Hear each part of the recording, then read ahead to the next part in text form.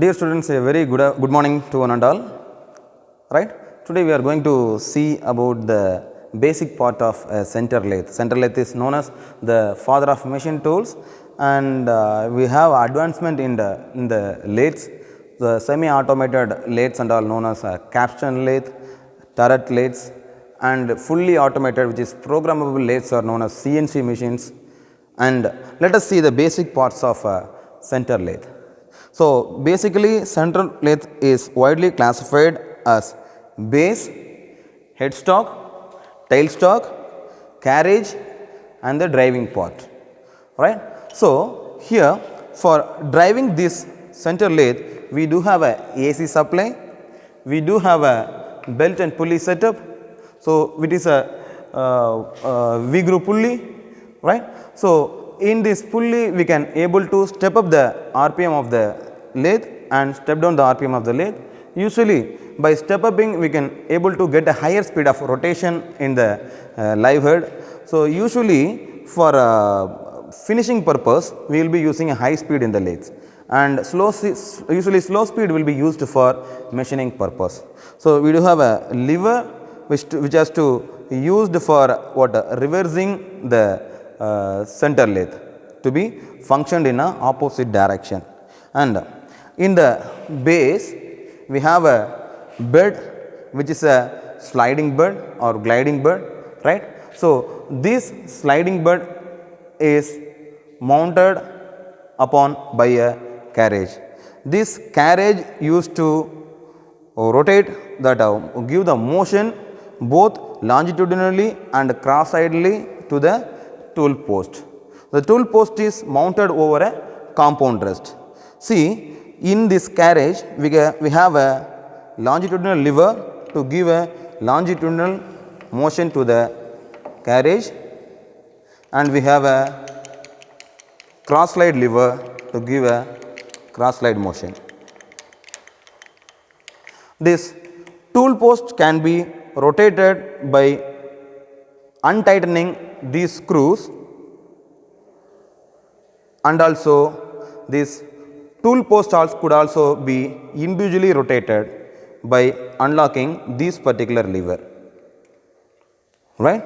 So, after fixing this tool post, compound rest and the tool post, we will be fixing this tool, that is cutting tool. Here we take a single point cutting tool which is a V type. By this we can do turning, facing, thread cutting, taper turning, everything can be done by this single point cutting tool. See, after mounting this single point cutting tool we start doing operation. And let us see about the headstock, right. So, the headstock consists of a chuck.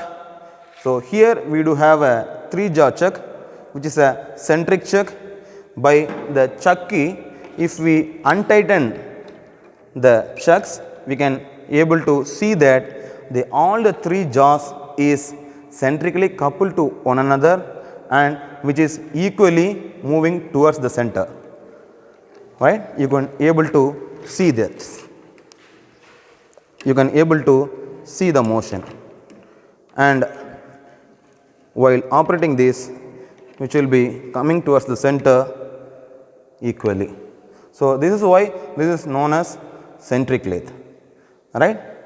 And we do have a tailstock.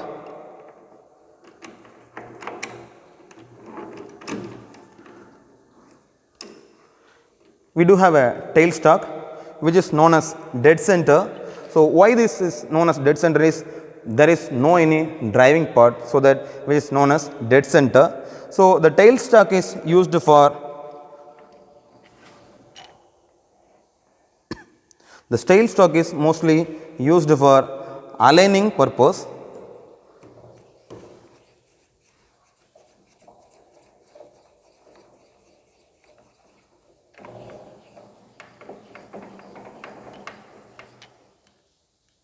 So, by aligning this tailstock edge and the tool edge we could able to ensure that the machining will not left any unmachined portions or chip out or edges will not be there. So, we will be for doing this we have backing plates. So, these backing plates will use to adjust this tool tip towards the dead center, so that a proper and clear cut tanning or facing or the operation can be done without any edge outs. This is the thing.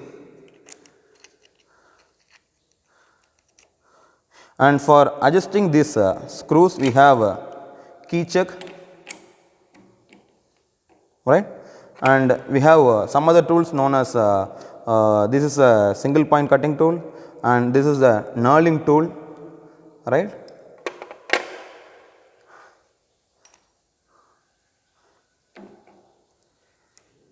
Knurling tool can be used to give the surface like this, so that we can have a proper grip over the metal, right. So, by this knurling edges the knurling profile will be given to the job, right. If we use the knurling tool with the job, we can able to get the knurled surface accordingly, right. So, this is how we will be doing. And for making a thread cutting, what we will be having is we will be doing the thread cutting by making use of the tumbler gear mechanism, right. Here we have a tumbler gear setup. This is known as ABCD gears are there, 4 gears are there.